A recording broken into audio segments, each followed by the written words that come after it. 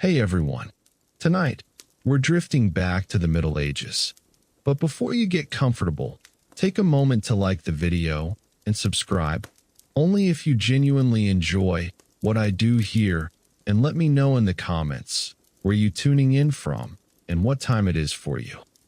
Now lie down, dim the lights, get comfortable, and maybe pull the blanket up just a little higher. Because tonight we'll be wandering through the long, dark winters of medieval Europe and how people survived them without the luxury of central heating. Now, if you're listening to this in winter, maybe you've got a radiator humming or a fireplace glowing or one of those weighted blankets that feels like a very patient bear is sitting on you. Medieval peasants, however, did not. What they had instead was smoke, frostbite, and a truly unreasonable amount of damp straw. Naturally, they made the best of it. Or at least, they survived long enough for us to still be here. Which means their strategies, however questionable, sort of worked. Tonight we'll drift through their cottages and castles, their monasteries and taverns, and we'll see exactly how uncomfortable everyone was. Let's begin in the peasant's cottage, which sounds cozy, but was mostly mud, timber, and disappointment. The average hut had one room, sometimes two, if you were prosperous or the local lord was feeling generous with building materials. The walls might be wattle and daub, which is essentially sticks woven together, plastered with mud, and then optimistically called architecture. It kept out some wind, but not much, and it did very little against the creeping cold of January nights. Inside, the heart of the house was the hearth, a fire pit dug into the floor, sometimes with a stone surround. No chimney, though. That invention was still trickling in during the later Middle Ages, which meant that smoke billowed out into the room, filling every crevice, coating every surface, and marinating the lungs of anyone inside. This had two results. First, most peasants probably had eyes that watered constantly and lungs that coughed in self-defense. Second, the roof beams and rafters were blackened with soot, which, surprisingly, helped preserve the wood. So you could say that the peasants were slowly suffocating, but at least their rafters had a nice protective coating. Beds were not separate, as modern listeners might prefer. Families, and sometimes livestock, slept together, huddled under scratchy wool blankets, on straw pallets. Warmth was not just a preference. It was a survival strategy. The cow in the corner wasn't just a cow. It was central heating with udders. Of course, there was another layer to winter survival: clothing. Wool was the most common fabric. Peasants wore layers upon layers of it. Linen, if they had any, was for undergarments, and it stayed under the wool because linen was precious. In winter, everything itched, everything smelled faintly of smoke and livestock, and everyone looked like a mobile haystack. But at least it was warmer than the alternative, which was hypothermia. Let's drift for a moment into the life of a medieval noble. You might imagine castles as drafty but noble places. Towering walls, crackling fireplaces, banners swaying gently. That's the romantic image. The reality was essentially a stone refrigerator. Castles were designed to repel armies, not retain heat. Thick stone walls absorbed the cold and radiated it inward. Imagine living inside your freezer, only with fewer snacks and more mildew. Nobles had the advantage of tapestries, those richly woven, brightly colored wall hangings. You might picture them as decorations, but in truth, they were insulation. Medieval interior design was less about, does this look nice above the chair, and more about, will this stop my teeth from chattering through supper? In the great hall, the fireplace was vast, a roaring inferno, but you only benefited if you were close to it. The servants standing at the far end of the hall, waiting with trenchers of food, They may as well have been outdoors. And even those near the fire found the heat rose upward, leaving their feet in freezing puddles while their heads slowly roasted. Uneven comfort was the medieval brand. Noble beds were a bit more elaborate. For posters, with heavy curtains, weren't just for luxury. They created a microclimate. You would climb into your bed, pull the curtains closed, and essentially hope your own body heat turned the space into something survivable. Think of it as a medieval version of camping inside your own bedroom. But let's drift back outside, because peasants still had to work in the fields. Winter didn't stop the basic demands of survival. Livestock had to be fed, firewood had to be gathered, water had to be carried, often from wells that froze at the edges. And peasants did all of this in the bitter cold, wearing layers of wool that soaked up snow like a sponge. There was no waterproof clothing, just wool, always wool. Medieval winter was essentially a damp sweater that lasted 5 months. Meals were also affected by the season. Food in winter was preserved: salted meat, smoked fish, dried beans, root vegetables in cellars. Fresh produce was rare, unless you considered turnips a treat, which, unfortunately, many people had to. Bread, pottage, and ale were the mainstays, with variation only if your household was lucky. In other words, a medieval winter diet was filling, but not exactly exciting. And yet, people adapted. Ale was consumed daily, not just because it was warming, but because water sources were often contaminated. Brewing ale killed the dangerous bacteria. It also provided a mild sense of comfort, which was important when the walls were freezing and the bedding smelled like damp straw. Now, monasteries. These were supposed to be refuges of spiritual calm, and in some ways they were. But monks had to rise in the middle of the night for vigils. Imagine stumbling from a cold cot, shuffling through stone corridors in the dark, and then chanting psalms in a chapel that felt like the inside of a glacier. Records survive of abbots complaining about monks nodding off during prayers, which, frankly, seems like the only sensible response. Even kings and queens weren't immune. The royal court moved seasonally. Winters were often spent in residences with slightly more comfort, like Westminster or Windsor. But still, they relied on fireplaces, braziers, and layers of clothing. Royal doctors might recommend spiced wine to keep the body warm. And some monarchs, like Henry VIII, insisted on massive fires kept burning at all times. Naturally, this made their residences smoke-filled, overheated in some corners, and still icy in others. Balance was not achieved. So, how did medieval people survive winter without heating? They huddled. They layered. They accepted discomfort as a fact of life. And they carried on, not because they were tougher, necessarily, but because they had no alternative. If you wanted to see spring, you endured the long, damp cold with a cow in your living room and turnips in your stew.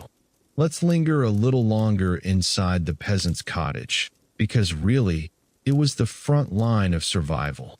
You might picture a family of 6 or 7, since most households were crowded, gathered around that smoky central hearth. The fire was kept burning as much as possible, not only for warmth, but because relighting a fire from scratch was a tedious business. Matches, after all, hadn't been invented. To kindle a blaze, you needed flint, steel, dry kindling, and a good amount of patience. Most peasants guarded the fire carefully, nursing embers under ashes overnight. Losing your fire in January meant asking a neighbor to share theirs, which wasn't always welcomed, especially if you were the family that constantly let yours go out. So the fire remained smoldering, often small, because wood was expensive. And the warmth? Well, it was modest. You might feel it if you sat directly beside the flames, but the corners of the room stayed icy. Cold drafts slipped in through the door and walls.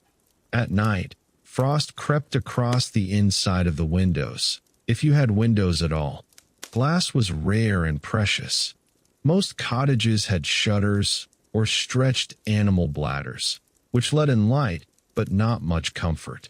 The end result: you lived in what amounted to a semi-permanent cold draft. To fight this, peasants layered everything. Extra straw was thrown on the floor for insulation. Wool blankets were piled thick, though they were coarse and scratchy.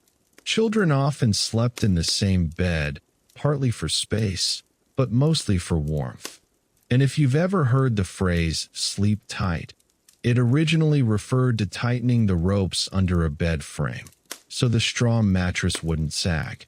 Medieval families tightened their ropes, huddled together, pulled the covers close, and prayed no one wet the bed, which, of course, happened often. Now, when it came to clothing, the strategy was simple: don't take it off. Bathing in winter was rare. For one thing, there was no hot running water, and heating tubs required a large fire and endless wood. For another, most people believed cold water weakened the body. So in practice, peasants might go weeks or even months wearing the same layers. This meant your winter outfit wasn't so much chosen as endured. Wool tunics, cloaks, hose, perhaps a sheepskin if you were lucky. Every item smelled like smoke, animals, and sweat, but at least it kept you alive. Meals reflected the season too. Bread was constant, made from whatever grain was available. Rye and barley were common, wheat if you were fortunate. In winter, loaves grew darker and denser. Soups, called pottage, were thickened with beans, peas, or oats. Meat was rare, unless salted or smoked. And vegetables were the sturdy kind: cabbages, onions, turnips, and leeks. It wasn't gourmet, but it kept hunger at bay, and hunger was a real threat. Winters meant no harvests. If your household hadn't stored enough grain in autumn, the lean months became a trial. Famine struck often in medieval Europe. One bad harvest could mean months of scarcity. The poor supplemented their diets with acorns, nettles, or whatever could be foraged. Peasant food was not rustic chic, it was survival. And on freezing nights, a hot, if unappealing, bowl of boiled weeds was still better than nothing. Let's drift now to the nobility again. Castles had slightly better supplies, but they weren't immune to the season. Lords and ladies dined in relative abundance: roasted meats, pies, mulled wines, and exotic spices. But even their banquets had limits. Fresh produce was scarce. Salads were rare in January. And fruit, well, unless it was dried, candied, or imported at absurd cost, you wouldn't find it at the high table. Still, nobles didn't go hungry, which is why so many of them spent winter feasting. The medieval court calendar was dotted with holidays, many conveniently placed in the darkest months. Christmas was the biggest, stretching into Twelfth Night. This was followed by feasts for saints' days and Carnival in February. Food was central, and so were entertainments: music, plays, tournaments indoors if possible. Nobles distracted themselves from the freezing halls with merriment. Because if you're shivering anyway, you may as well do it while drinking spiced wine. But even here, there was discomfort. The cold seeped in. Braziers, portable metal containers of burning coals, were set in chambers to warm them. Unfortunately, they also produced fumes. Some nobles were probably slowly poisoned by carbon monoxide, all while congratulating themselves on how clever they were to bring fire indoors. Sleeping arrangements, though, showed how desperate everyone was to fight the cold. Great lords had feather mattresses, fur blankets, and thick drapes around their beds. These weren't just status symbols. They trapped heat. If you closed the curtains, tucked in furs, and perhaps added a dog or two at your feet, the space could become reasonably comfortable. If not, well, you simply endured the night, hoping frostbite didn't nibble at your toes. The clergy, of course, took a different path. Monks were expected to suffer. Poverty, obedience, and chastity were their vows. Comfort was suspicious, which meant that in winter, their hardships were doubled. Rising for prayers in the middle of the night meant stumbling through icy cloisters barefoot or in thin sandals. Their cots were simple, their blankets minimal, and the idea was that this kept their focus on God. In reality, it probably kept their focus on how much their fingers hurt. There are records of monks writing about chilblains, painful swelling of the skin from cold. Some abbeys allowed fires in winter, but only in certain rooms, like the Kale Factory, a heated chamber for study. The rest of the monastery remained frigid. Imagine copying a manuscript in a scriptorium, your ink freezing in the inkwell, your breath clouding on the parchment. And still, they wrote. Patiently, slowly, with cramped fingers. The survival of medieval knowledge is due in part to men willing to freeze for it. Medicine offered little comfort in winter. Medieval doctors believed illness was caused by imbalances of the humors, blood, phlegm, black bile, and yellow bile. Cold and damp weather, naturally, increased phlegm, which they considered bad. Treatments included warm drinks spiced with ginger or cinnamon, if you could afford them. Poorer households relied on garlic, onions, or strong ale. One prescription for winter chills involved placing hot bricks at the feet, which at least made sense. Another recommended bleeding the patient, which did not. But doctors had to justify their fees somehow. Even kings had medical complaints. Edward I of England suffered rheumatism. Henry VIII, famously unhealthy in his later years, was wrapped in furs and comforted with endless fires.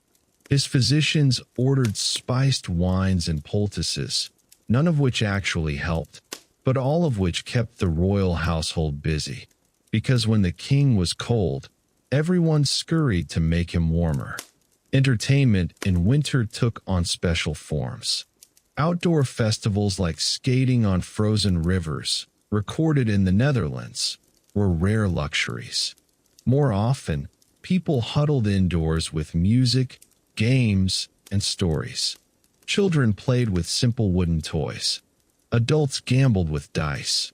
Storytelling filled long evenings, passed down by firelight, while outside, snow muffled the world. The medieval night was quiet, except for the occasional howling of wolves or the creaking of trees under ice. And then, there was the church calendar. Lent often fell in late winter, which meant not only was it cold, but you also weren't supposed to eat meat, dairy, or eggs, which, frankly, feels like adding insult to injury. Still, people complied, or at least pretended to. Substitutes like almond milk appeared in noble kitchens. Peasants made do with more beans. By Easter, when restrictions lifted, the relief was as much physical as spiritual. So, survival through medieval winter wasn't glamorous. It wasn't cozy. It was endurance.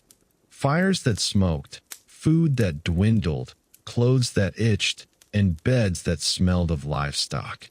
Nobles might cushion it with tapestries and feasts. Peasants endured with cabbage and communal huddling. Monks, of course, spiritualized the whole business. But at every level of society, the season was long, uncomfortable, and endured with a mix of resignation and stubbornness. And yet, people found moments of warmth. A shared bowl of stew, a song in a hall, the rare joy of sunlight through a frost-covered window, and eventually, spring. One of the most underrated strategies of surviving a medieval winter was simply lowering your standards. People didn't expect comfort. If you grew up in a drafty cottage with frozen water pails and a smoky hearth, then frost on the inside of the window didn't alarm you. It was just Tuesday. The modern idea of keeping the whole house at a steady 72 degrees would have seemed magical, possibly demonic, to them. Instead, they adjusted to cold as a constant rather than a crisis. Clothing played a big part. Wool was everywhere. It was scratchy, it smelled faintly of sheep, but it was warm. Layer upon layer of it was the key. Shirts of linen, woolen tunics, cloaks, and hoods that doubled as scarves. Shoes were often leather, sometimes lined with fur if you were lucky. In especially cold regions, people stuffed straw into their footwear, which sounds primitive, but actually works. Fashion, if you could call it that, was determined by the season. Looking elegant was important for the nobility, of course, but even they didn't hesitate to pile on cloaks and furs in January. And peasants? They wore whatever combination of rags and mended garments they could scrape together, until they looked less like individuals and more like mobile heaps of fabric. Beds became little ecosystems of survival. In poorer households, the mattress was a sack of straw, changed a few times a year if you were diligent, more often alive with fleas if you were not. Blankets were patched and heavy. Parents, children, and sometimes even servants all piled into the same bed.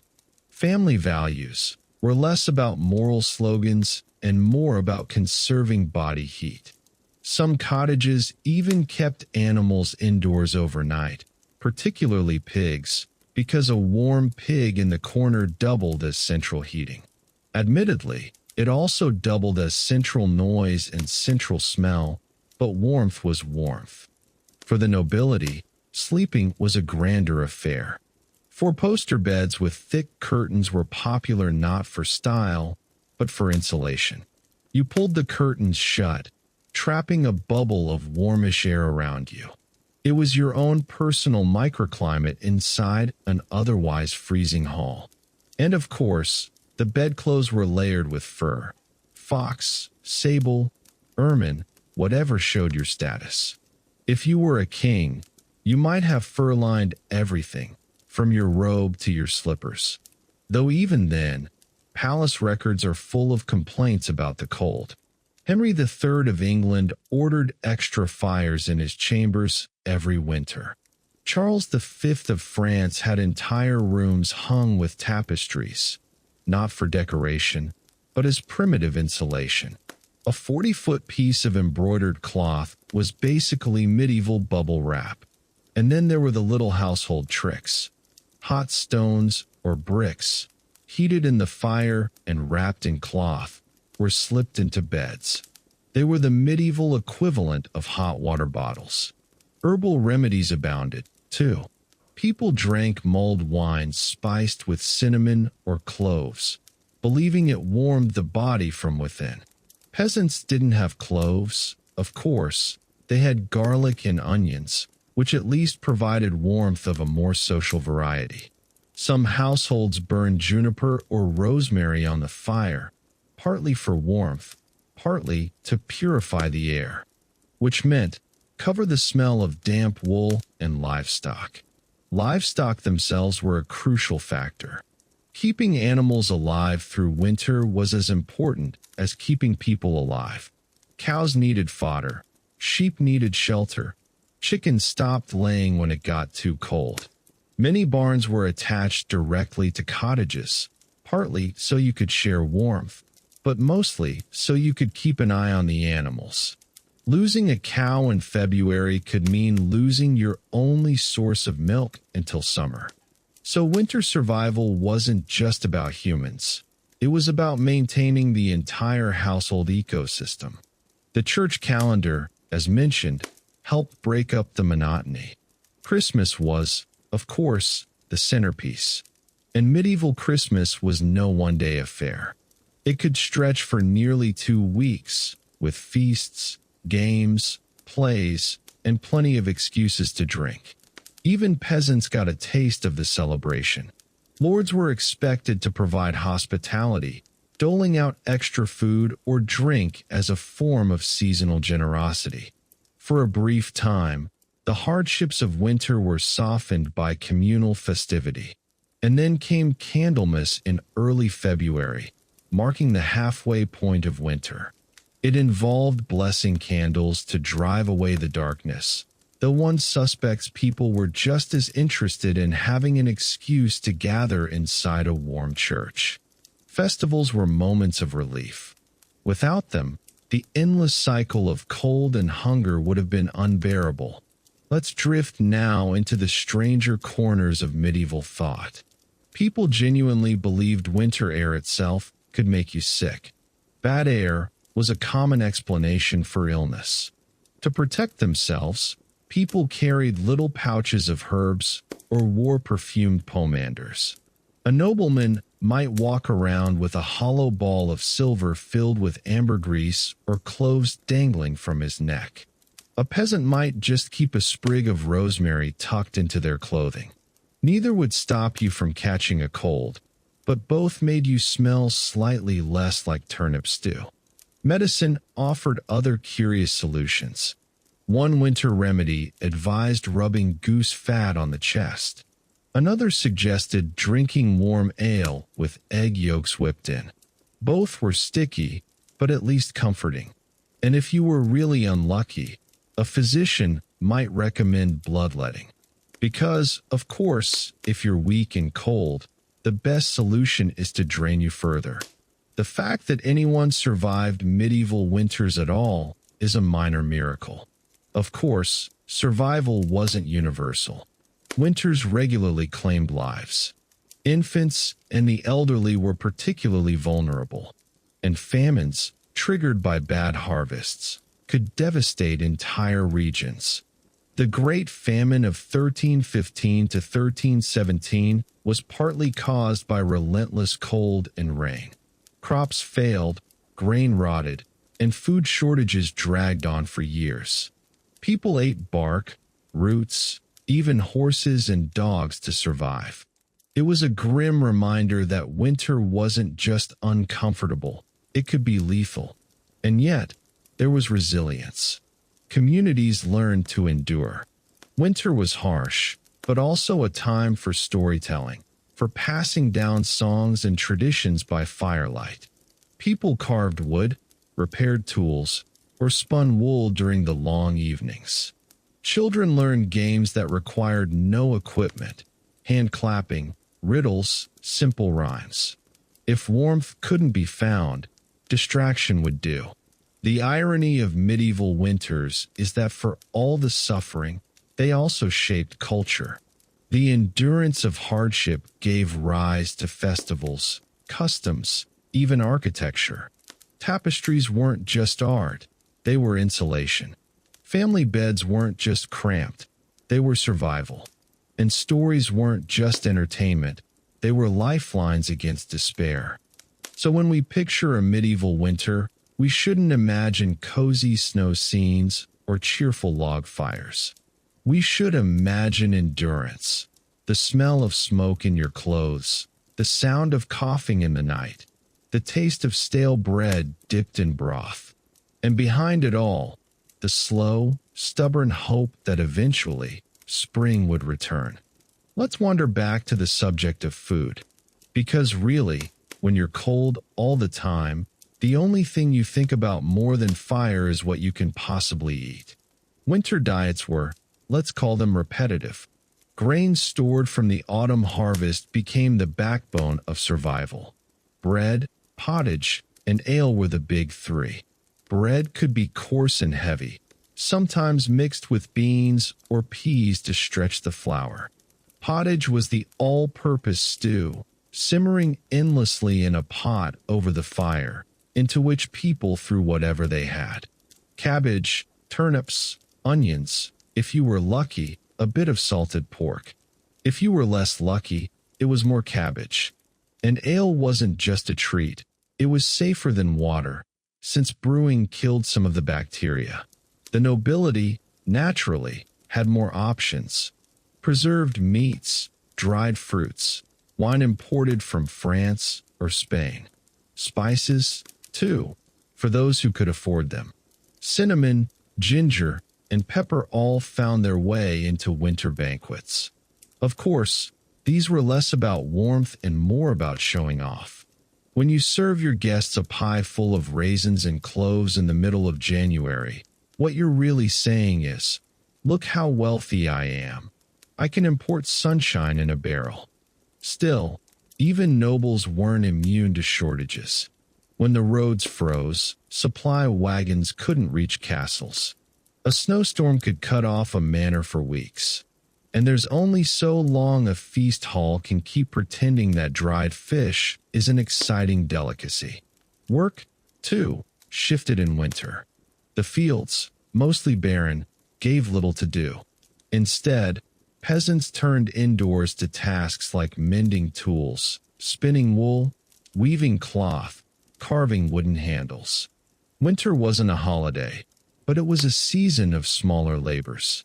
It was also, conveniently, a season for taxes.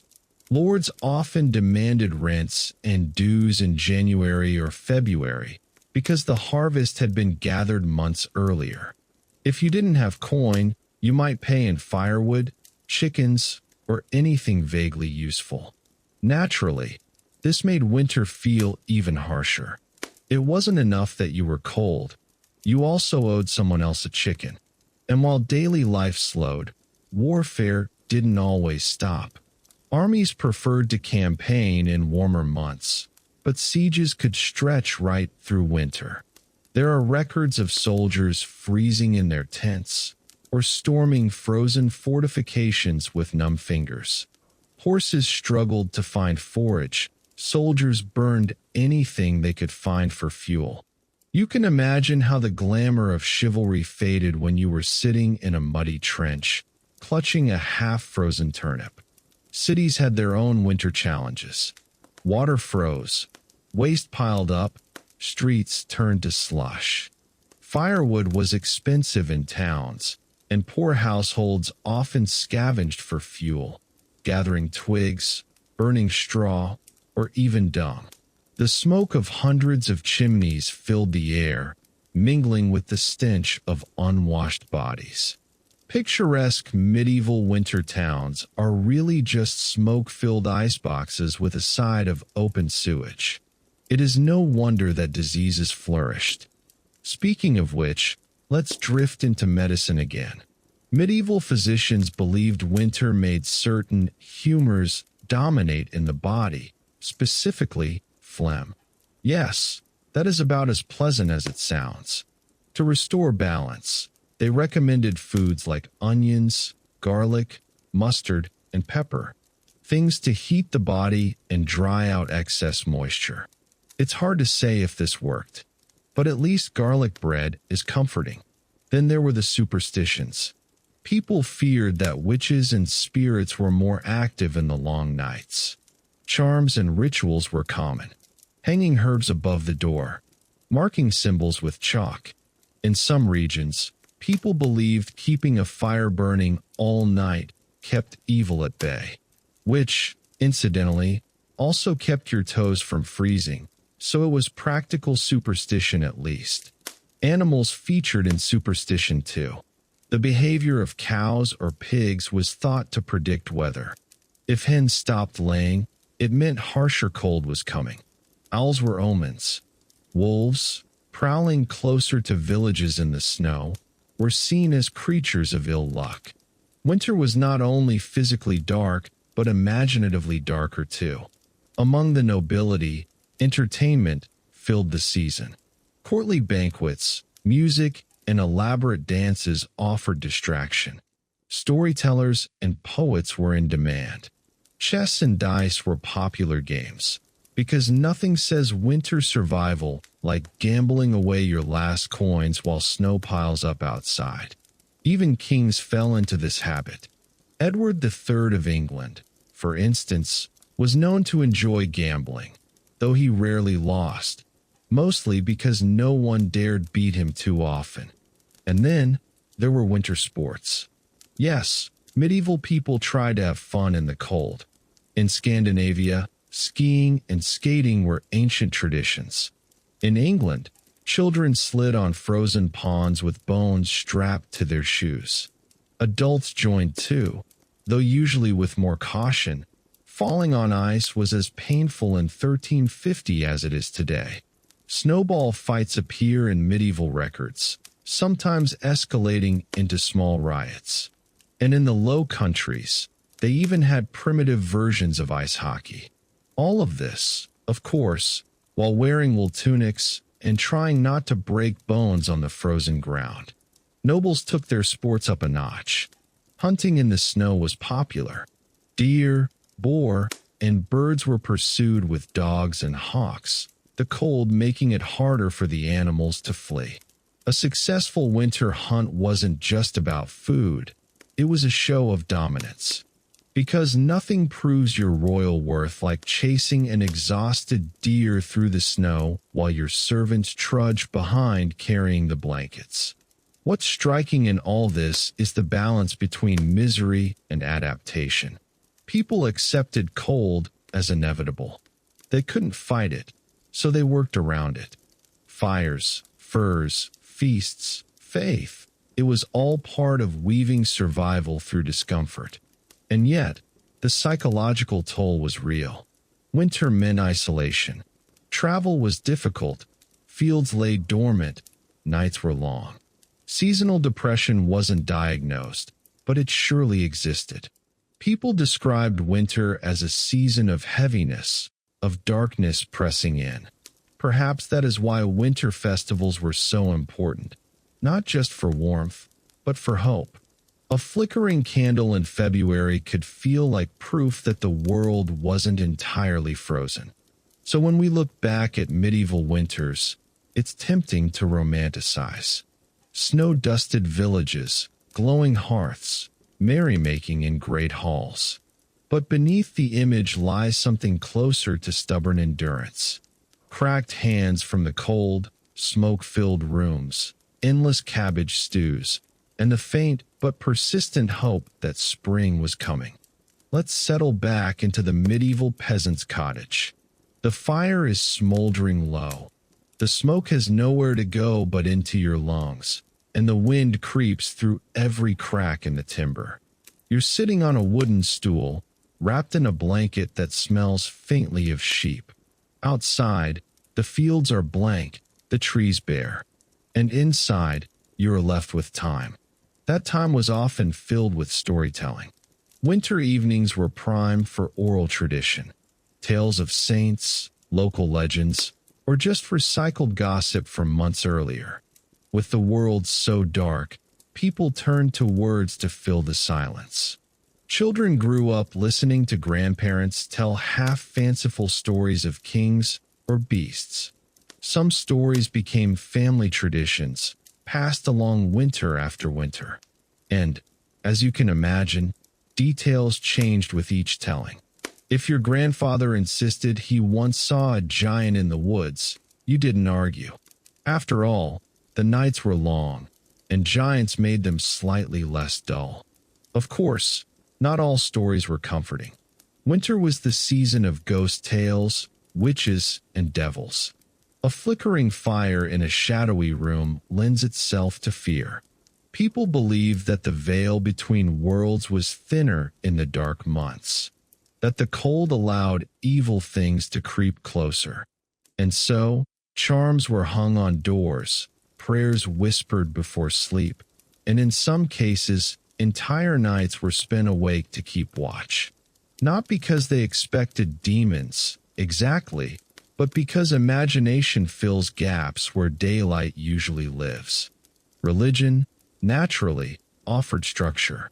The church calendar was dotted with winter feast days. St. Martin's Day in November, Advent in December, Christmas, Epiphany in January, and Candlemas in February. Each brought rituals, processions, and in some cases, feasting. Even peasants, who lived frugally, might save a goose for Christmas or splurge on better ale. These moments punctuated the monotony of cold months. They reminded people that they were part of something bigger, a rhythm that ticked beyond the bleak weather. The nobility, meanwhile, leaned heavily into spectacle. Castles became centers of feasting, tournaments, and hunting parties. The point wasn't survival, it was performance. Imagine you're a king, huddled in your drafty great hall. Your subjects are suffering through frost and famine. How do you distract yourself? By throwing a 12-course feast, of course. Roast swan, gilded with gold leaf. Boar's head carried in with pomp. Musicians playing endlessly because silence was intolerable. This wasn't warmth. It was distraction dressed as luxury. And yet, even the richest kings couldn't buy their way out of the cold. Take Henry III of England, for example. Records show he complained constantly about drafts in Westminster Hall. He ordered endless tapestries, carpets, and curtains to cover walls, floors, and windows. Even then, he still shivered. Kings demanded fur-lined robes, thick gloves, padded hats, and still caught colds, still sat near the fire like everyone else. In a way, winter was the great equalizer. Nobles suffered with more food and fancier blankets, but they still suffered. Then there's the question of travel. Imagine trying to cross medieval Europe in December. Roads turned to sludge, rivers froze, daylight dwindled. Carts broke down, horses slipped on ice. Inns were rare, and when you found one, it might be little more than a smoky room filled with strangers snoring on straw. Pilgrims traveling to shrines often braved this misery, wrapped in cloaks, trudging through snow. Merchants, too, carrying goods across frozen passes. Travel was possible, but it was slow, dangerous, and exhausting. And of course, this made winter the perfect season to stay exactly where you were. Inside, tolerating the smoke and cabbage. The cold also shaped architecture. In Northern Europe, houses began to evolve thicker walls, smaller windows, and heavy shutters. Floors were raised slightly to avoid damp. In castles, great halls had enormous fireplaces, though these only heated the immediate space in front of them. Upstairs chambers were cold unless filled with braziers, small metal containers of burning coal or wood. And of course, the smoke problem lingered everywhere. A warm room was also a smoky room. Fresh air meant drafts. Comfort was always a compromise. Now, let's drift toward one of winter's quieter challenges: health. Cold, damp air aggravated ailments. Arthritis flared. Coughs and fevers spread quickly in cramped, smoky rooms. Children were especially vulnerable. Many did not survive harsh winters. Chroniclers often wrote of villages losing several little ones in one season. The cold was not just uncomfortable, it was a real danger. And yet, remedies were sought. Hot poultices of herbs, steaming broths, mulled wines. If you were wealthy, physicians prescribed spiced concoctions. If you were poor, you might settle for garlic rubbed on the chest or a mustard seed mixture to warm the blood. Some treatments may have helped. Others were wishful thinking. But the point wasn't always effectiveness. It was reassurance. To treat an illness meant you hadn't given up to the cold entirely. Winter also carved into the imagination through proverbs and sayings. Winter will ask what summer has done, one medieval phrase warned. Meaning, if you hadn't prepared properly, winter would expose it. These words were more than advice. They were reminders of nature's unforgiving balance. No matter your station, winter judged your foresight. For peasants, foresight meant storing food, gathering firewood, mending clothes. For lords, It meant stocking castles with supplies and ensuring peasants paid their dues on time. And for monarchs, it meant demanding taxes, because royal treasuries needed filling, and winter was the perfect season to remind everyone who was in charge. You can imagine how peasants felt when the royal collector appeared in January, demanding grain or coin.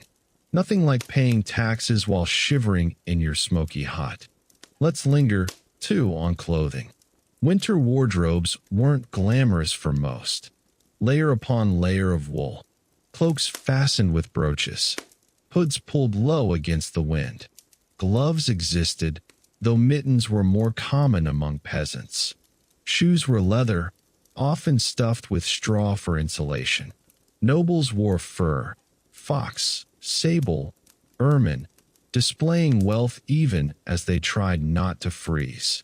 Sometimes entire garments were lined with fur, not just for warmth, but to signal that, yes, you were rich enough to wrap yourself in dead animals. Children's clothing was simpler, smaller versions of adult garb.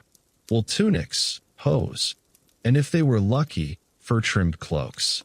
Children were expected to endure cold like everyone else. And since children rarely complain in historical records, we can only assume they shivered quietly. So, when you picture a medieval winter, don't imagine it as charming snow-covered villages. Imagine endless gray skies, fires that barely take the edge off, food that grows duller by the week, kings in heavy furs, peasants in patched wool, both sneezing, both longing for spring. We've talked about food, fires, and clothing. But there's another question to ask. What did people actually do all day in the middle of winter? For peasants, winter was paradoxically both a season of rest and of relentless chores. Farming was mostly impossible. Frozen soil doesn't plow well, and crops don't grow beneath frost. But this didn't mean peasants sat idly. Animals still needed feeding. Water still needed fetching, sometimes hacked from frozen rivers. Tools had to be repaired. Nets for fishing were mended. Carts were patched. Rope was twisted, baskets woven, clothing darned. Winter was a season of maintenance, a kind of long, cold workshop in which people prepared for the busier months to come. And of course, there was spinning and weaving. Women, especially, spent winter at the spindle, turning flax and wool into thread. A household without spinning would fall behind, so evenings were filled with the hum of spindles and the clack of looms. This, in fact, is where the word spinster originates. The unmarried woman with plenty of time to spin through long winter nights. Not exactly a glamorous origin, but a telling one. Then there was the brewing. Ale didn't last long once made, but people brewed continuously through the winter. Fermentation slowed in the cold, but that was no great tragedy. Slightly sour ale was still drinkable. Bread, too, had to be baked, though sometimes ovens stood cold when firewood ran low. Porridge was the fallback, endlessly boiled over a smoky hearth. Imagine waking up to porridge, working through chores, and returning in the evening to porridge again. Exciting it was not, but at least it was warm. Now, let's drift into the world of the nobility again. Unlike peasants, they had staff to do the practical work, which left them free for more entertaining diversions. Hunting in the snow was a favorite. Deer, boar, and even birds were chased across frozen landscapes, sometimes with hawks, sometimes with packs of hounds. This was not survival hunting. This was spectacle. Entire retinues went along, turning the pursuit of one frightened boar into a winter pageant. And indoors, there were games, chess, dice, and a whole host of now-forgotten medieval board games. Tables were brought near the fire, and nobles distracted themselves with long bouts of gaming. Gambling was common, which meant, of course, that fortunes could be lost on a single winter evening, thanks to dice that may or may not have been entirely fair. There was also music.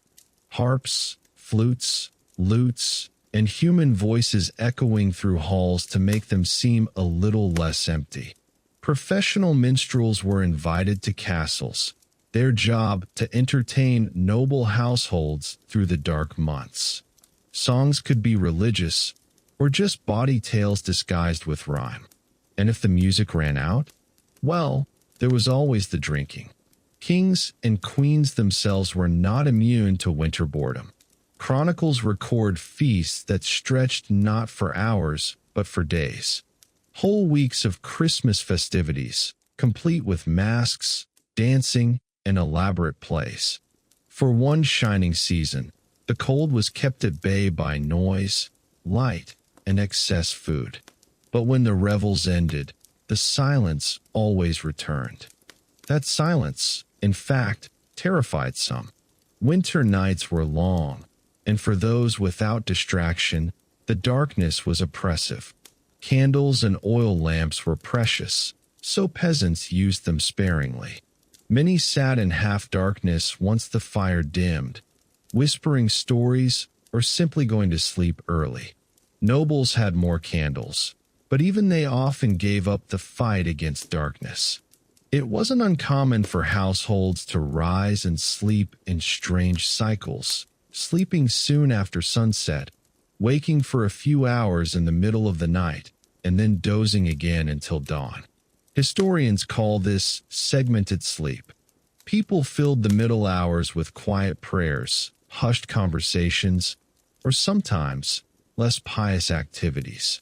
Now, let's drift toward one of the most symbolic aspects of winter, the use of ritual to make sense of it. The bleak months felt otherworldly. Time seemed suspended. Crops lay hidden beneath soil, trees stood dead, animals slept. To medieval people, this echoed spiritual truths, the idea of death and resurrection, darkness and light. Hence, the prominence of Christmas at the darkest point of the year. It wasn't just celebration. It was reassurance that life would return. Of course, medieval royals sometimes stretched this symbolism into vanity. When French kings hosted elaborate Twelfth Night feasts, they insisted on theatricals that presented them as almost godlike figures banishing darkness. Imagine sitting in a freezing hall, shivering, while your monarch struts around in golden robes, pretending to be the sun. The irony would not have been lost on peasants serving at the edges, trying not to cough in the king's radiant presence. And yet, winter also inspired creativity. Monks in cold scriptoria continued their copying, though some manuscripts bear the shaky handwriting of freezing fingers. In one margin, a scribe in the 12th century wrote simply, "The weather is so cold, I can barely write." A tiny, human complaint, preserved forever in parchment. That simple line reminds us that medieval people weren't abstractions. They were cold, they were tired, and they occasionally vented on the job.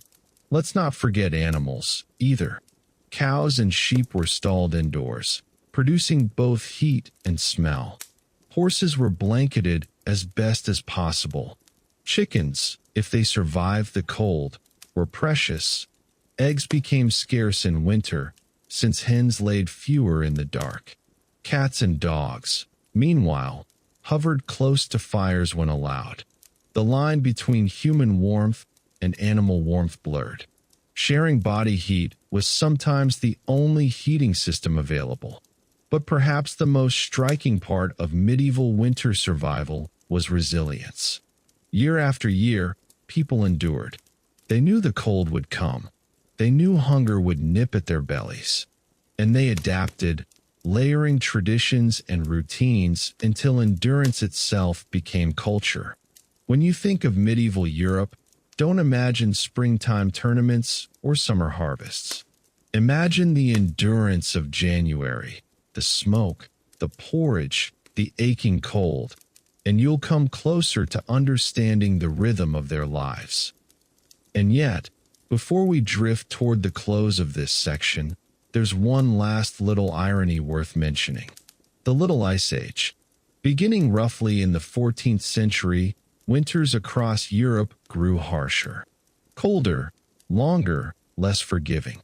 This wasn't just a nuisance, it contributed to famines, uprisings, and economic strain.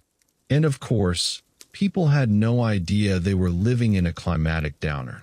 To them, it simply felt like the winters were getting crueler, which, in a sense, they were. The resilience that had always been demanded of peasants was demanded even more. And royals, predictably, responded with taxes and wars, because why not make the cold a little worse? So, when you tuck yourself under a warm blanket tonight, spare a thought for the medieval villager huddled by a smoky hearth, eating the third bowl of cabbage stew that week, listening to the wind rattle the shutters. Survival wasn't glamorous, but it was the quiet, stubborn heartbeat of medieval life. One of the quietest, but deadliest, aspects of winter was illness. The cold itself didn't directly cause disease, but it certainly didn't help. Damp houses and smoky air created perfect breeding grounds for lung problems. Coughs were constant companions. In fact, one chronicler in the 13th century observed, rather drily, that all men seemed to cough in January. It wasn't an exaggeration. Without chimneys in many homes, smoke lingered. People breathed it in day and night, creating what we'd probably now diagnose as chronic bronchitis. But to them, it was just the sound of winter. Colds and fevers spread quickly in cramped spaces. Families slept huddled together, often with animals tucked nearby for warmth. That closeness was efficient for sharing body heat, but equally efficient for sharing infections. A sniffle in November could become a full-blown household epidemic by December. And, naturally, there were no antibiotics. Remedies included warming herbs, honey, and occasionally, prayer. Not always effective, but comforting. And then there was frostbite. Peasants sometimes lost fingers or toes when forced to work outdoors for too long. Nobles, more protected, were not immune either. We know of hunting accidents where even kings returned with frost-nipped faces, half proud of the scar, half embarrassed that nature had bitten them harder than the boar they were chasing. One English lord even wrote that his hands stung as if held by devils after a long ride in the snow. A poetic way of saying he should have worn gloves. Let's wander back into the warmth of noble halls, though warmth is relative. Royalty and the wealthy did have ways to ease the winter, but they often fell short of true comfort. Tapestries hung on walls to keep out drafts. Rushes or straw covered the floor, sometimes perfumed with herbs like lavender or mint to mask the damp smell. Beds were draped with heavy curtains, not for beauty, but to trap the warmth of the sleeper's body. Imagine crawling into a four-poster bed, pulling the thick curtains closed, and suddenly being in your own tiny heated tent, breath misting in the dark. It was as close to central heating as medieval people could hope for. Kings and queens also indulged in furs. Fox, ermine, squirrel, even bear. Layers upon layers of pelts-lined cloaks and gowns. The irony, of course, is that while nobles displayed their wealth through luxurious fur, peasants often wore sheepskin or rabbit pelts that were far more practical. Status, as usual, came before function. Still, winter fashion had its pitfalls.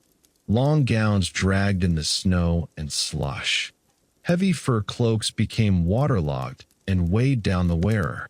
There are records of noble women slipping spectacularly on icy cobblestones because their skirts offered all the practicality of a small rug tied around the waist. Dignified? Not exactly, but very human. Peasants, on the other hand, sometimes relied on the most direct heating method of all, crowding.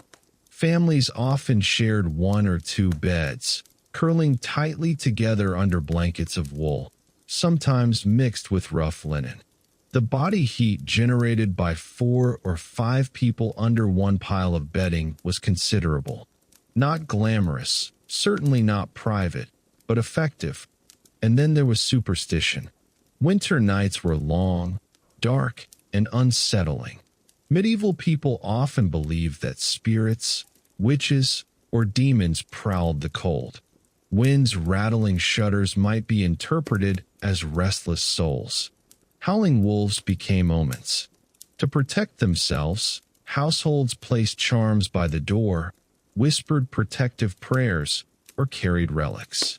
In some regions, iron nails were driven into door frames, not for carpentry, but as magical deterrents against whatever might slip in through the dark. This anxiety about spirits also fed into folk celebrations. Bonfires were lit not just for warmth, but to push back against the night. Singing, processions, and rituals of driving out winter blended practicality with superstition. The world outside was hostile, so people gathered inside to make noise, to share stories, and to remind themselves they were not alone in the dark. Speaking of stories, winter was the season of tales. Around fires, long evenings were filled with legends, saints, heroes, tricksters, and of course, warnings.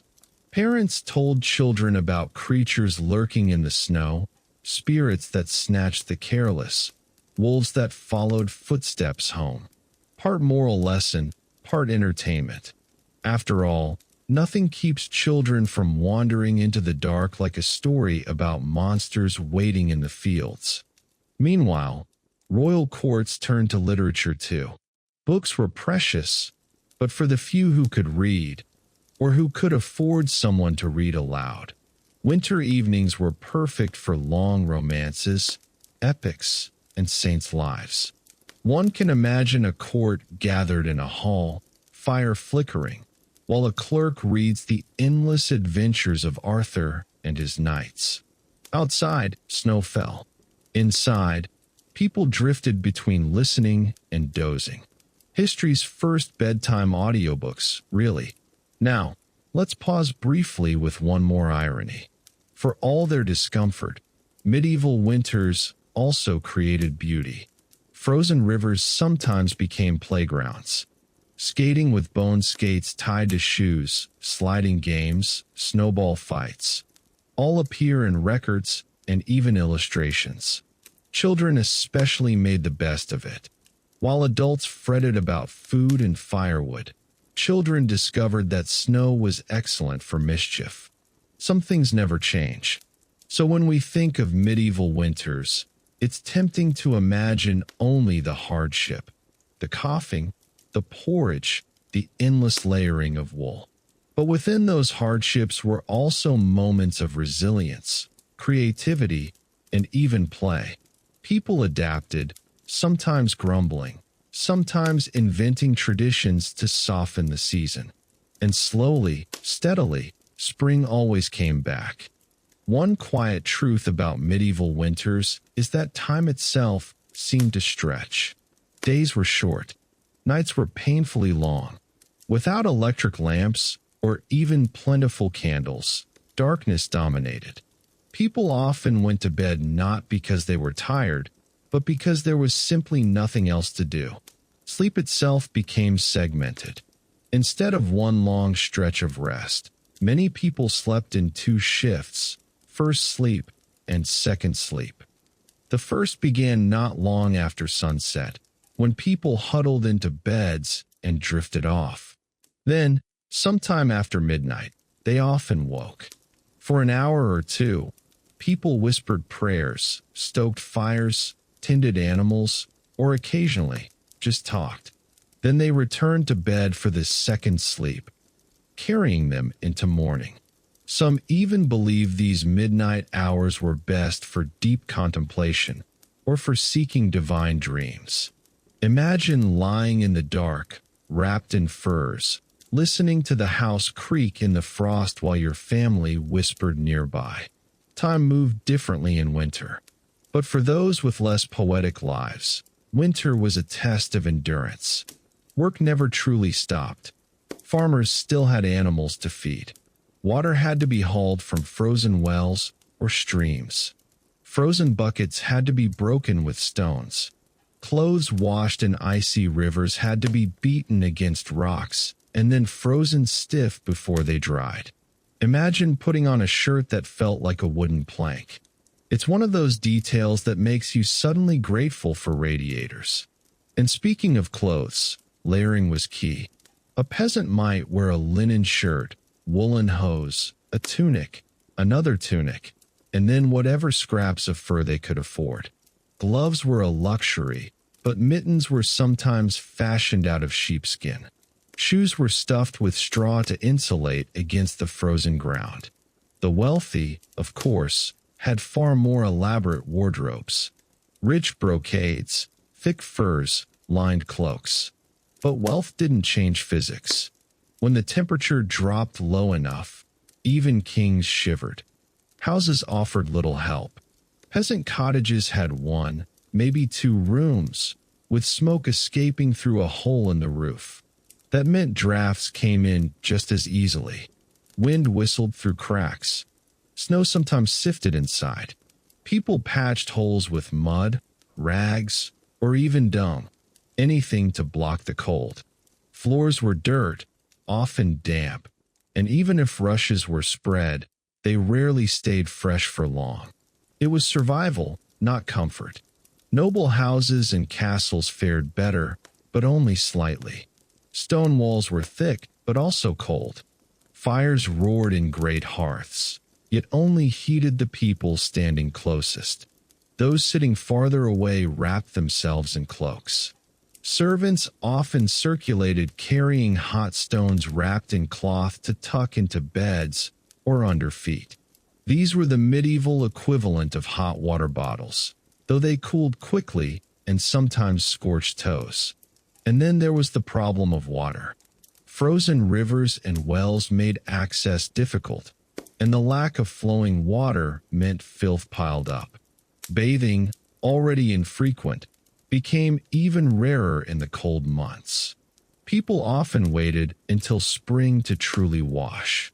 Clothes stiffened with sweat and smoke. Skin cracked. The smell inside crowded homes must have been, in polite terms, memorable, but it was simply accepted. Food, too, became monotonous. Salted meat, dried beans, and whatever root vegetables had survived storage. Ale and thin beer were safer to drink than water, so they were consumed constantly. Milk was rare in winter, as animals often gave little in the cold months. And so winter diets were heavy, bland, and repetitive. Porridge appeared again and again, sometimes flavored with onion, sometimes with nothing at all. A lord might host feasts with pies, spices, and imported wine, but even their kitchens suffered shortages. Fresh fruit was almost unheard of unless dried or preserved. For the church, winter was also a spiritual season. The long nights lent themselves to fasting, prayer, and penance. Lent, often overlapping with the last harsh stretch of winter, added another layer of restriction. Imagine enduring weeks of fish and bread, when even that bread might be dry and rock-hard. But hardship was considered holy. To suffer patiently in the cold was a kind of devotion, and so many people endured it with quiet resignation. But not all was resignation. People also invented small tricks.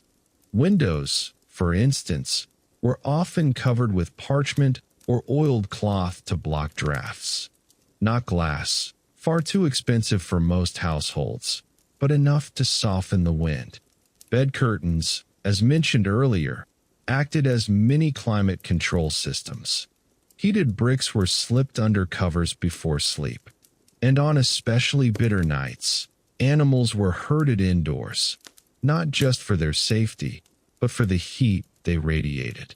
Chickens in the corner, goats in the shed room, a cow practically serving as central heating. Rustic, yes, but effective. And if you're wondering how people handled winter travel, the answer is carefully and often disastrously. Roads became slick with ice and mud. Carts broke wheels. Horses stumbled. Bridges froze. And yet, people still moved. Markets had to be reached, churches attended, taxes delivered.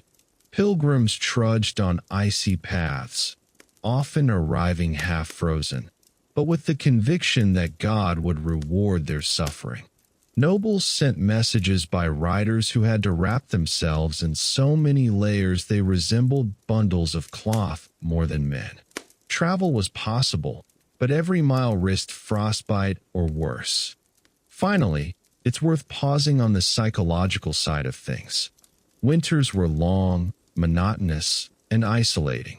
Communities shrank inward. Nights dragged. People fought boredom as much as the cold. Storytelling, music, games, and simple crafts filled the time. Weaving, repairing tools, carving small objects, all were winter pastimes. And yet, we catch glimpses of the fatigue in chronicles, where writers sigh about the endless dark and the hunger that gnawed like a wolf at the door. And so we see medieval winters for what they were. Not romantic snowscapes of glowing castles, but long months of endurance. Cold houses, smoky fires, aching hands, and endless patience. Yet somehow, life kept moving. Crops were planted in spring. Markets reopened. Children grew. And through frost and famine, people found ways to survive. Let's wander into the question of children in winter. Childhood was rarely gentle in the Middle Ages, and in the cold months, it was even less forgiving. Children were often expected to keep working alongside adults, feeding animals, carrying water, mending clothes. But in stolen hours, they found play. Ice became a toy. Chronicles mention children sliding across frozen ponds using bones tied to their shoes. Essentially, they invented a very primitive form of ice skating, except instead of elegant blades, picture cow bones strapped with leather and children flailing across the surface while trying not to crack their skulls. Snowball fights appear as well, although not every chronicler approved. At least one bishop complained about the noise and mischief of boys throwing snow in cathedral courtyards, which, if we're honest, is exactly what boys are still doing centuries later. So even in a season of hardship, play crept in. And then there were the festivals. Winter was the season of some of the most beloved medieval celebrations, precisely because people needed relief from the endless dark.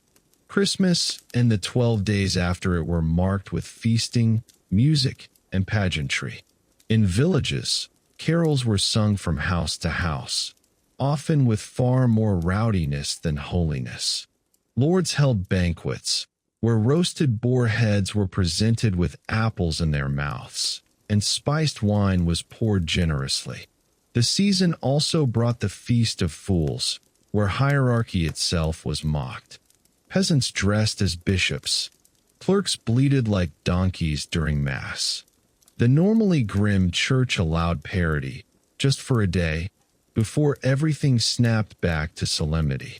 It was chaotic, irreverent, and, if you were freezing in a smoky cottage, the kind of laughter you desperately needed.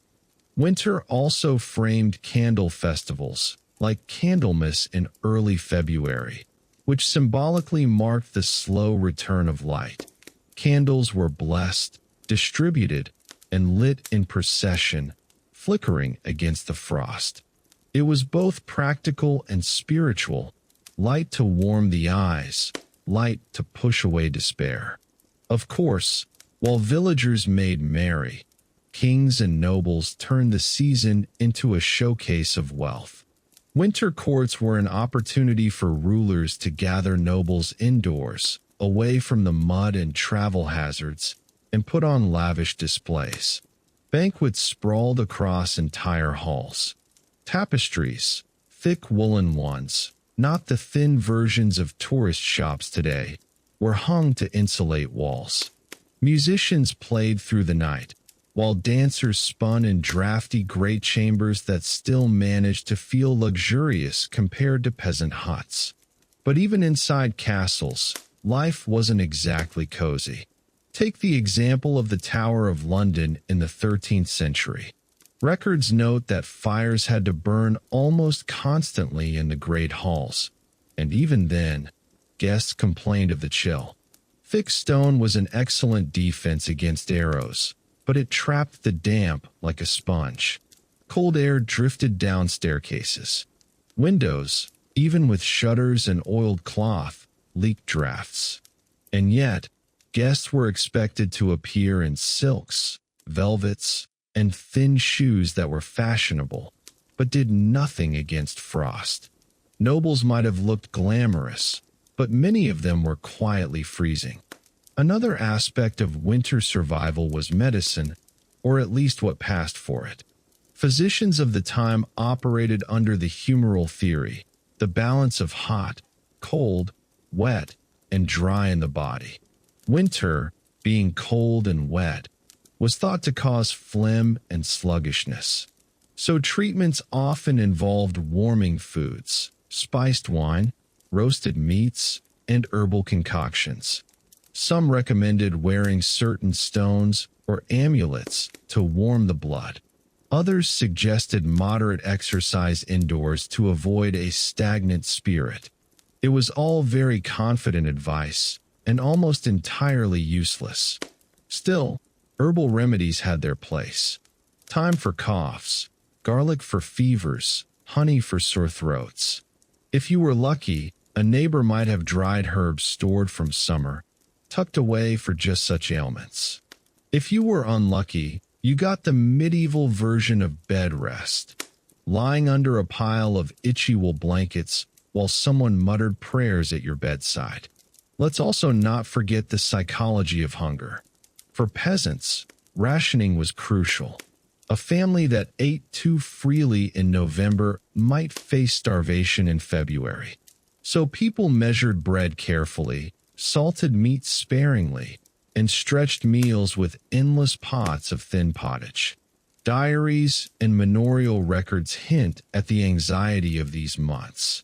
Families spoke of cupboards, looking at them with emptiness. And so winter wasn't just about the physical cold, but the creeping fear of not having enough. Even the wealthy faced a quieter form of rationing. Importing grain and wine across frozen roads was difficult. Cellars sometimes ran lower than expected. Spices grew precious.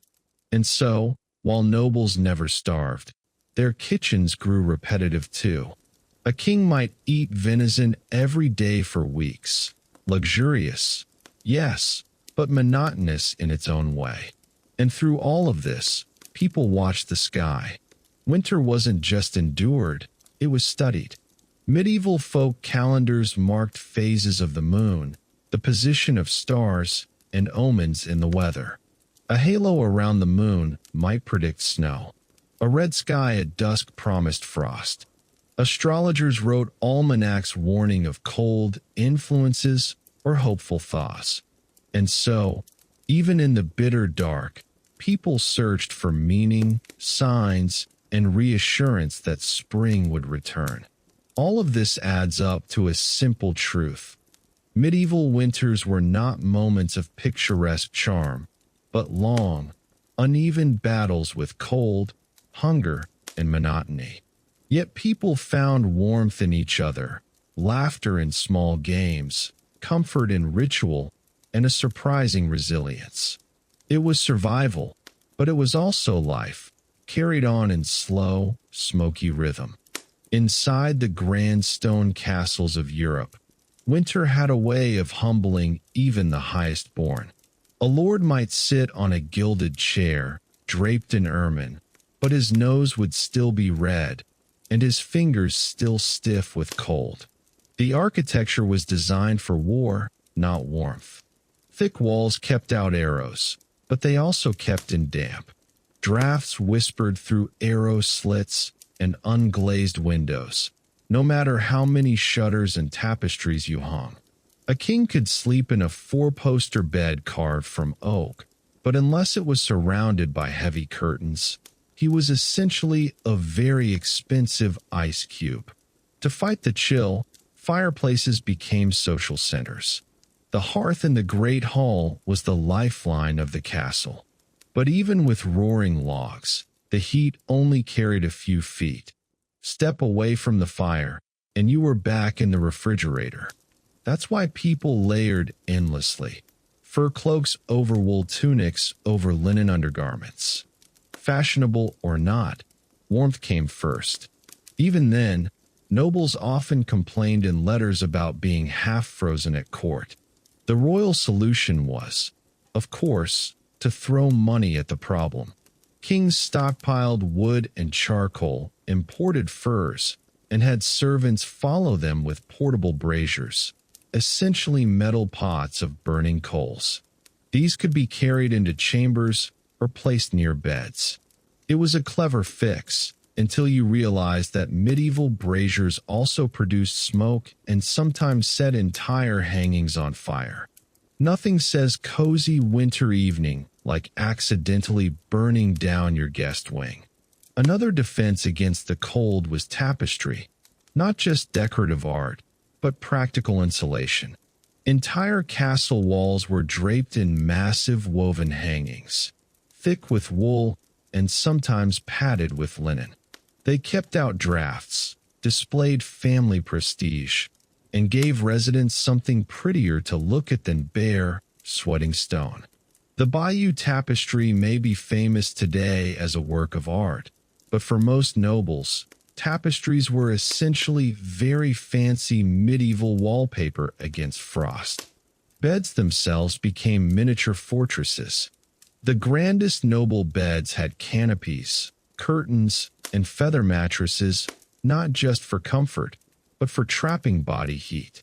You didn't just get into bed, you enclosed yourself in a private fabric cave. Servants might bring in heated stones wrapped in cloth, or metal pans filled with coals, to slide under the covers before their master climbed in. A small luxury, but one that kept your toes from falling off. The royal courts also leaned heavily on diet to warm themselves. Rich dishes spiced with pepper, cinnamon, and ginger were believed to heat the body. These spices were imported at vast expense, but kings considered them essential to survive winter with dignity. Even the drinks were tailored. Hot spiced wine, known as hypocras, was a staple of winter banquets. Nobles essentially treated themselves like very expensive mulled wine barrels. And yet, despite all the luxury, royals still complained constantly about the cold. Take, for example, Louis XIV of France, the Sun King himself. His palace of Versailles may have glistened with gold, but the heating was terrible. Guests at winter balls were said to shiver so badly that their breath fogged up the air, while courtiers huddled in fur-trimmed coats under ceilings painted with gods and cherubs. The Sun King was worshipped as the radiant center of Europe, but even he couldn't stop his palace from being a glorified freezer. Royal children didn't escape winter misery either. Imagine being a young Tudor prince at Eltham Palace, expected to smile politely while frost crept up your sleeves. Records show that their nurseries were fitted with braziers and extra tapestries, but the children still caught endless colds. Childhood in winter meant constant sniffles, because medieval medicine had not yet discovered insulation. Even monasteries, though designed for discipline and piety, struggled with warmth. Monks were famously tough, but their daily routine of rising before dawn for prayers in stone chapels meant shivering through hours of chanting in the cold. They wore layers of wool habits, but many chroniclers mention monks falling asleep in services during winter, not out of boredom, but because their bodies were too drained by the chill. It's not easy to contemplate eternity when your toes are turning blue. Of course, one cannot discuss noble winters without mentioning the hunts. For kings and their retinues, the cold was no excuse to sit idle. Hunts went on in the frost, with riders swaddled in fur cloaks and servants trudging through snow to flush out game. Deer, boar, and even small game like rabbits became targets. It wasn't just for food, it was display. A king who hunted in winter showed stamina, virility, and command over nature. Though one suspects that many of the nobles in those hunting parties would have preferred to command nature from the comfort of a very large bed. But winter wasn't all discomfort, it was also spectacle. The season offered excuses for the most elaborate feasts and pageants of the year. The scarcity outside only highlighted the excess indoors. Imagine long trestle tables groaning under roasted peacocks served with their feathers reattached for display, swans glazed in gold leaf, pies that, when cut open, released live birds fluttering into the hall. These were winter entertainments, part meal, part show, part desperate attempt to forget the cold pressing against the castle walls. And then there was ice itself. Nobles began building ice houses, pits lined with straw and earth to store blocks of frozen water. These could preserve meat or even provide chilled drinks long after the frost melted. It was, in its way, an early refrigerator. Of course, peasants had no such luxury.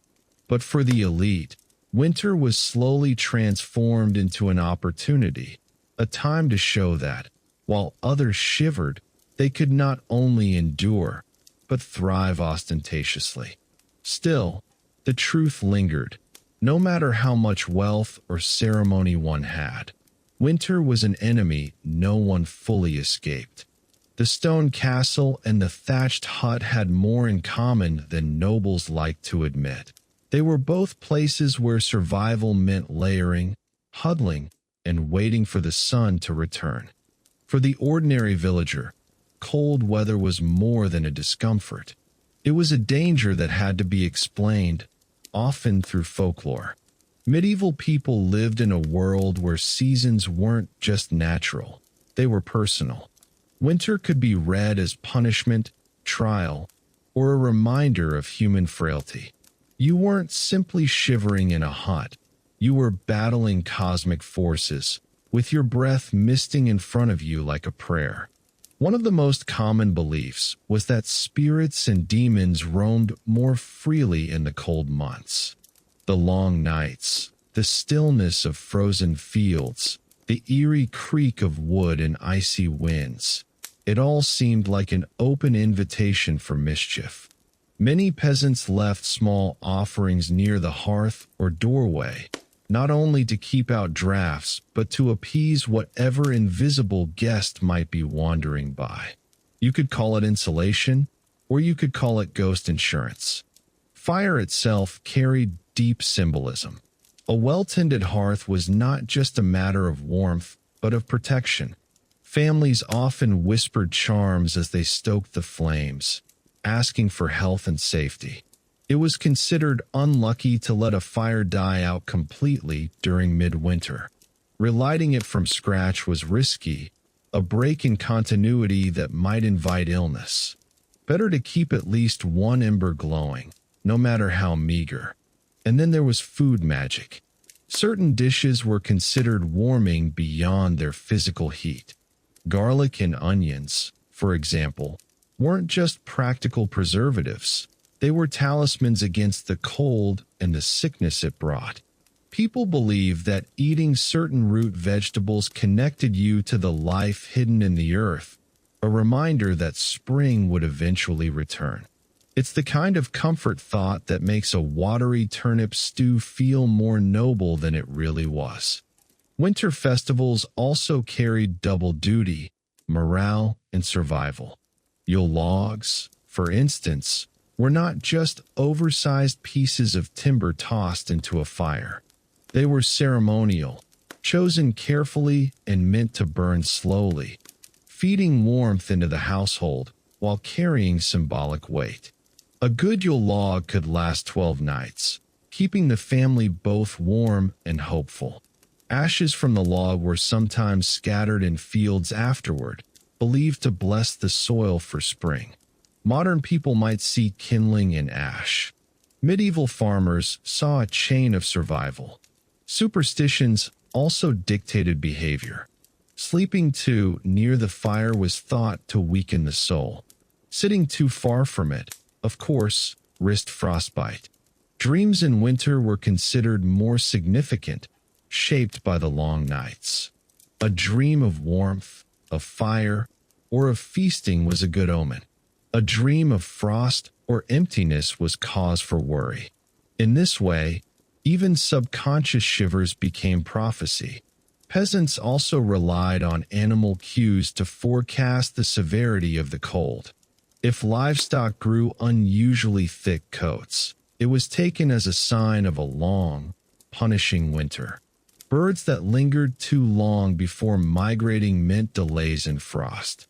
Even the behavior of dogs, curling tighter or whining near doors, was read as a message. One imagines medieval villagers staring intently at a goat's expression to decide whether to plant barley early. Clothing, too, took on small symbolic gestures. Tying cords of wool around the wrists or ankles was thought to seal in heat.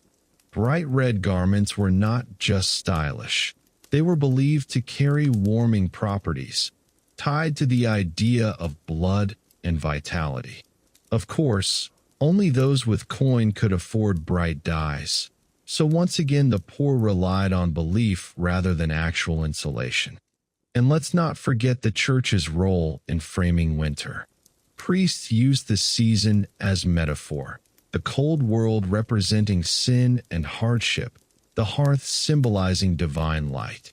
Seasonal fasts and feasts took on extra significance, reinforcing the idea that patience and endurance were holy qualities. You weren't just surviving frost, you were proving your soul's mettle, which is convenient framing for an institution that wasn't handing out blankets. In towns, people developed small collective tricks. Neighbors might cluster houses around a central shared oven, especially in colder regions. These ovens stayed warm long after bread was baked, serving as unofficial gathering spots. Imagine peasants pretending to check on their rye loaves while really just thawing their fingers. It was the medieval version of loitering by the office coffee machine. For all these rituals and beliefs, winter still carried an undercurrent of resignation.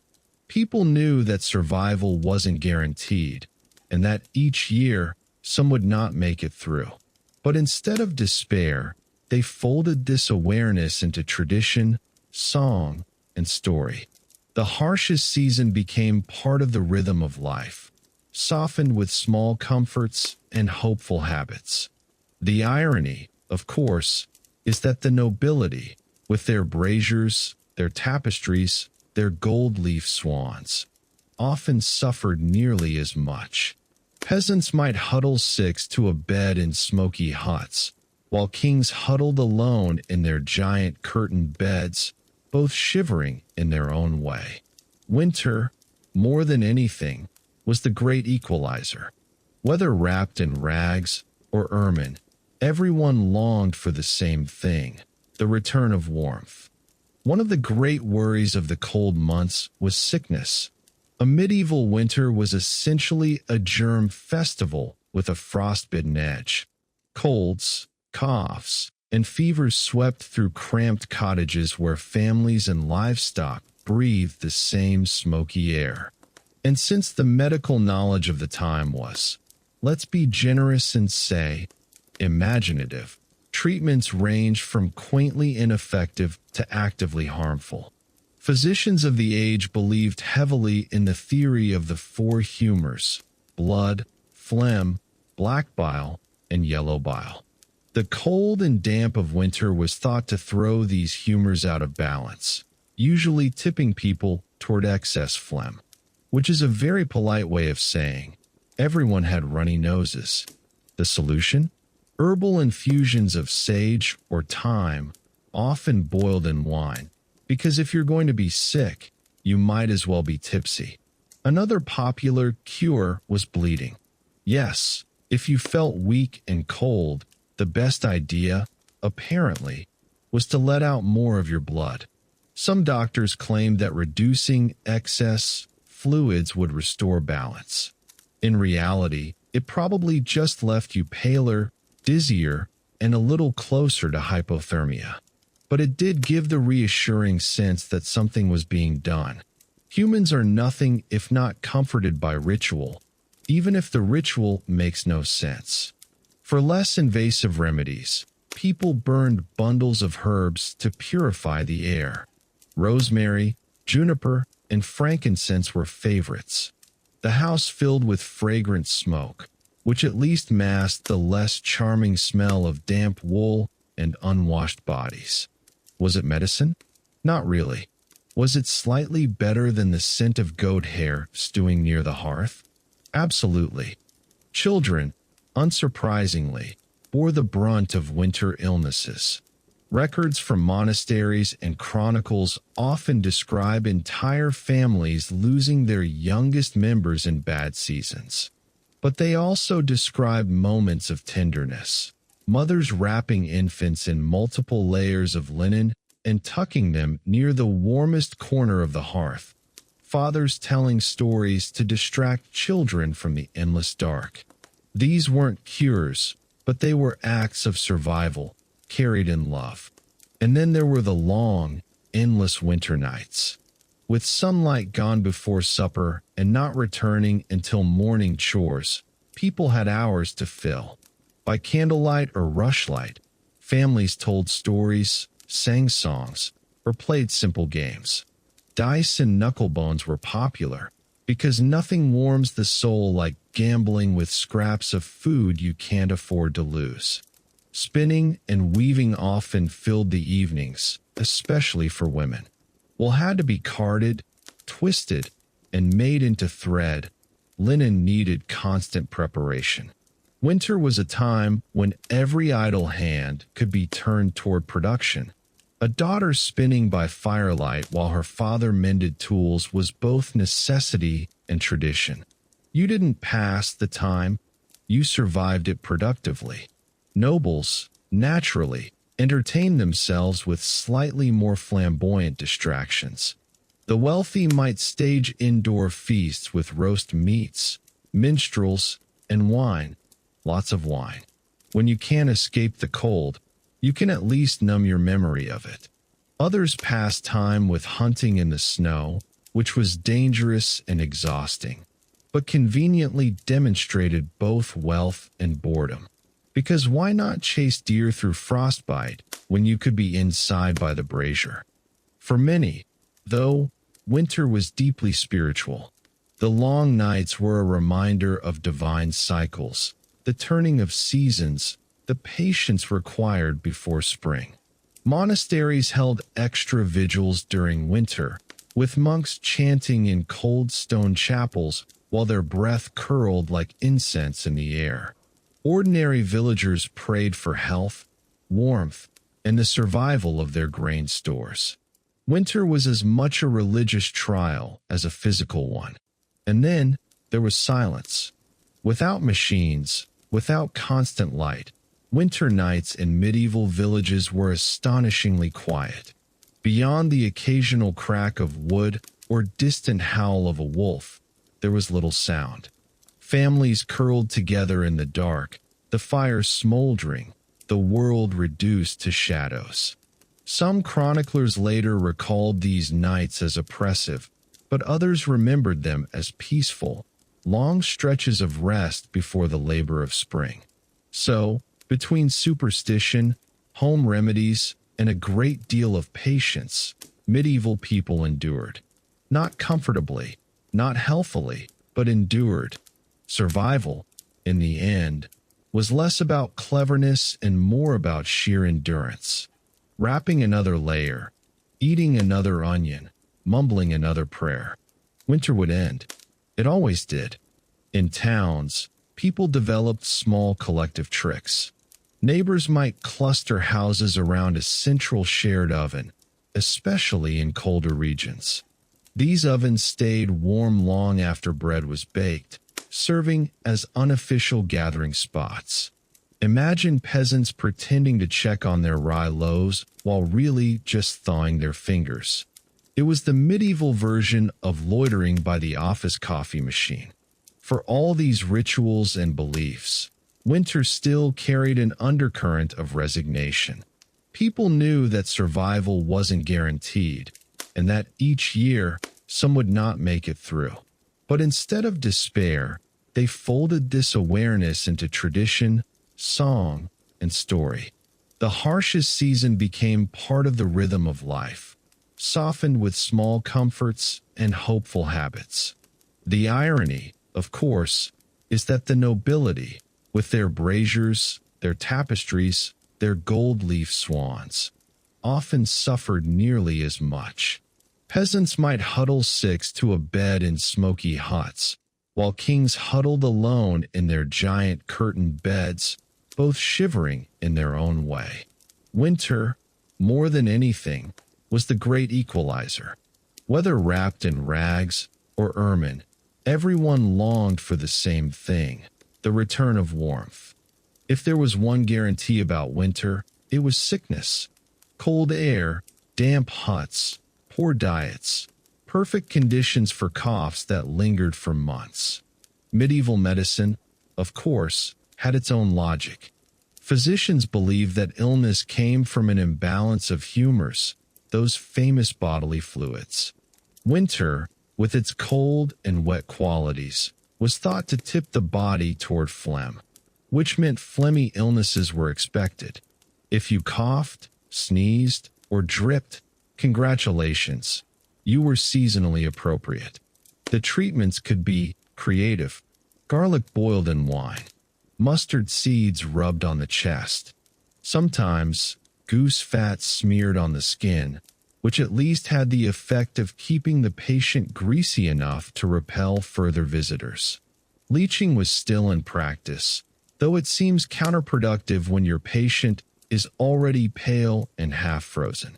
But the important thing wasn't whether it worked, it was whether people felt something was being done. And if you were poor, treatment often meant little more than being told to keep warm, which, in January, was rather like being told to go find the sun. Children, naturally, were the most vulnerable. Winter mortality rates for infants and the elderly were grim. Families often gathered their youngest as close to the fire as possible, swaddled in layer after layer of wool or linen. Sometimes babies were placed in baskets hung near the rafters, safely above drafts, though one suspects the smoke from the hearth gave them a flavor rather like lightly cured ham. Still, survival mattered more than comfort. Nights were another challenge. With so many hours of darkness, people had to find ways to occupy themselves indoors. Reading was a luxury reserved for clergy and the elite, so most villagers turned to oral storytelling. Winter evenings became the season of folk tales, ghost stories, saints' legends, heroic epics told in smoky rooms where the shadows did half the work. Work songs transformed into fireside chants. Even repetitive chores, like spinning wool, were softened by a background of murmured tales. Board games made appearances too, in simple forms. Dice were common, carved from bone, and used for both gambling and casual play. Chess was spreading in elite circles by the later Middle Ages, though peasants stuck with more rustic diversions, like nine men's Morris, a game of lines and counters scratched into a wooden board or even directly onto a table. Entertainment had to be compact, portable, and preferably something that wouldn't catch fire if set too close to the hearth. It's easy to imagine the contrast. A noble family upstairs in their drafty hall, attempting to play chess by the flicker of a tallow candle, while downstairs in the kitchens, servants rattled dice over scraps of bread. Both groups chasing the same goal, forgetting how long and cold the night still was. And of course, there was drinking. Ale and mead flowed more freely in the winter months, partly because grain had been harvested and brewing was practical, and partly because it dulled the cold. Taverns glowed as rare oases of warmth, filled with bodies, noise, and smoke. For peasants, a night at the alehouse was both recreation and survival strategy. The company of others kept spirits up, and the communal fire gave everyone a break from their own icy homes. Medieval health advice often warned against excessive drink, but one suspects those warnings were easier to ignore when your house walls were literally rimed with frost. And then, woven through all of this, was the rhythm of prayer. Monks rose for nocturnal offices, peasants muttered short devotions before bed. Winter was a time when mortality felt closer, and piety offered comfort. If warmth wasn't available for the body, at least warmth could be found for the soul, or so one hoped, shivering under a pile of damp blankets.